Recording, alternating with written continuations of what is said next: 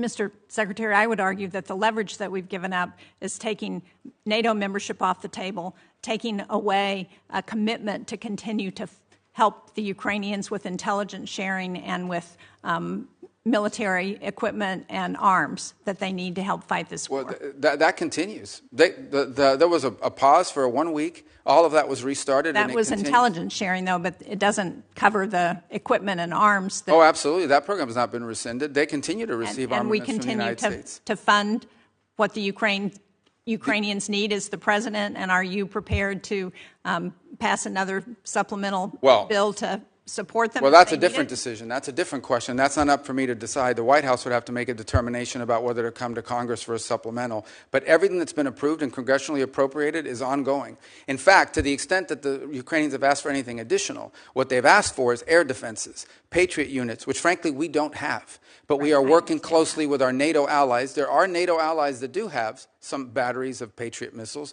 that they could provide or transfer over to the Ukrainians to defend, for example, the airspace of Kyiv and other places. And we've been encouraging in that front and working alongside our partners there to get deliveries of some of these systems. As you can imagine, none of these countries want to give up their Patriot systems either. But we can't make them fast enough, and part of the challenge we have in Ukraine is that munitions are being expended substantially faster than the ability of the broader West, not just us, but the West, to produce them. Now, that said, on the issue of Ukraine, here's what we can all agree on. There is no military solution to this crisis. Right. It will have to end in a negotiated settlement. And the fundamental challenge we have in Ukraine is this.